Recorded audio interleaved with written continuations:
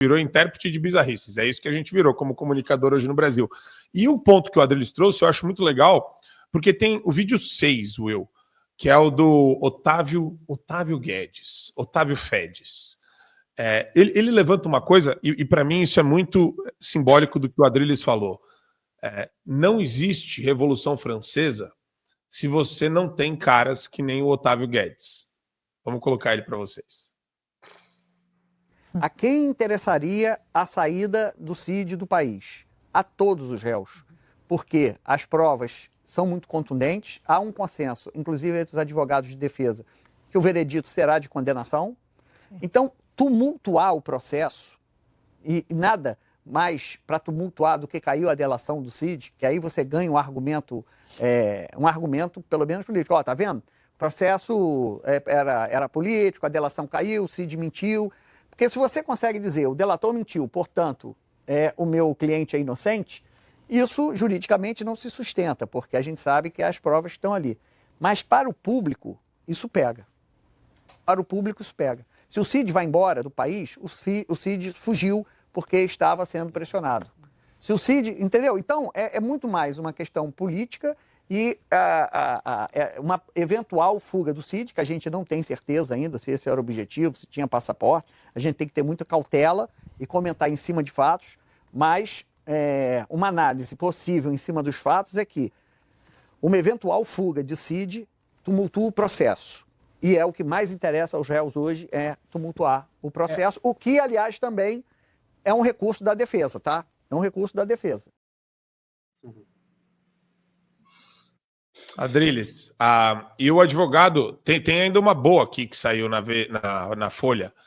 O advogado do Cid diz que o Cid não deve explicações sobre viagem da família e manda a PGR se danar.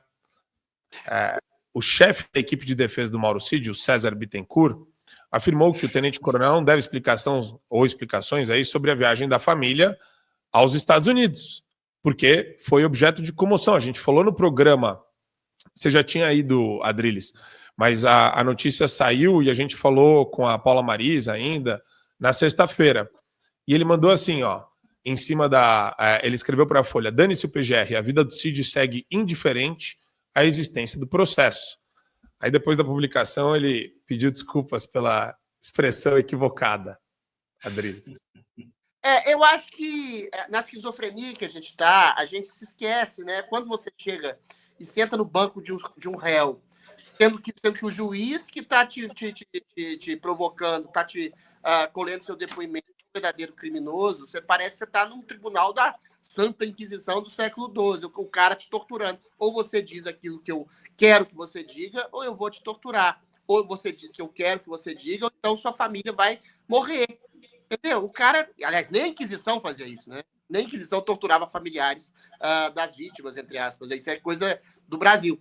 Então, assim, é claro que o sujeito mandou mulher, mandou filho, mandou todo mundo para o exterior, porque é quem a ponta mais frágil da vida dele. Então, é claro que o sujeito está num processo de extrema dicotomia esquizofrênica mental, porque ele tem que dizer uma mentira para salvar a própria pele, a pele das pessoas que eventualmente estão adequadas. E agora você vê esse Otávio Fedes aí, ele falou exatamente aquilo que eu estou no comentário anterior.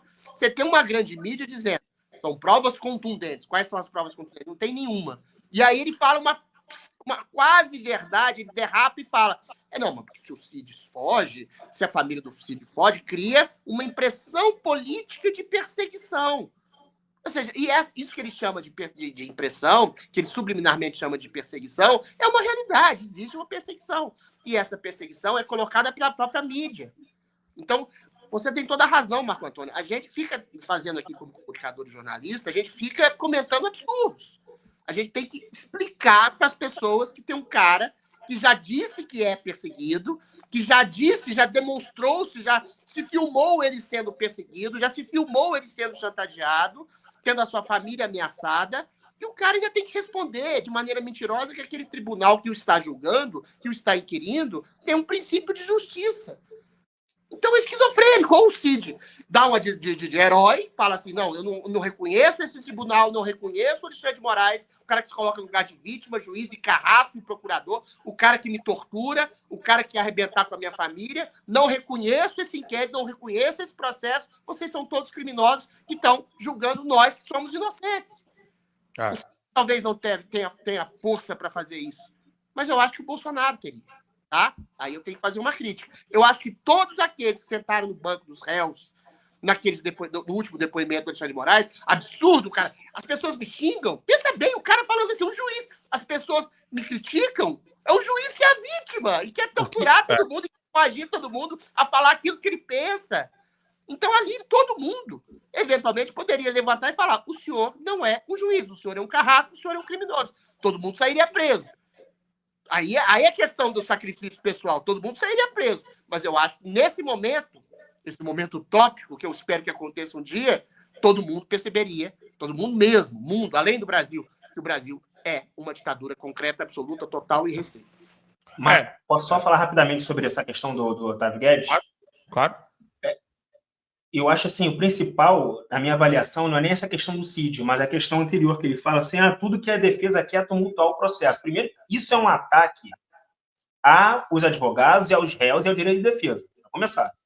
Porque, assim, tudo que a defesa quer é tumultuar o processo. Mas, gente, o que a defesa quer pedindo para o STF investigar essa questão do Cid, não é fazer 50 mil recursos protelatórios. Muito pelo contrário, é simplesmente fazer. O Cid cumpriu com a legislação, cumpriu com a determinação de sigilo, cumpriu com as ordens do ministro Alexandre de Moraes lá de não divulgar a delação para todo mundo? Ele cumpriu ou não cumpriu? É isso que a defesa quer. Se ele não cumpriu, tem que anular a delação.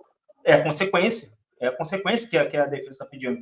Então, quando fala assim, quer tumultuar o processo, parece que a defesa está inventando coisa para, assim, atrapalhar o bom andamento do processo. Muito pelo contrário. Isso foi uma informação que surgiu, que, inclusive, já tinha sido apresentada pela mídia. A defesa colocou em uma audiência na qual ela tinha o papel de fazer, que foi lá durante o depoimento do Cid, durante o interrogatório do Cid. O Cid se complicou e a defesa, vendo que o Cid tinha faltado com a verdade, ela vai apresentar uma petição dizendo, ministro Alexandre, acho que já até apresentou, a defesa do Braga Neto já apresentou, do Felipe Martins já apresentou, ministro Alexandre de Moraes, ele cumpriu ou não cumpriu com a determinação legal? É isso, é ponto.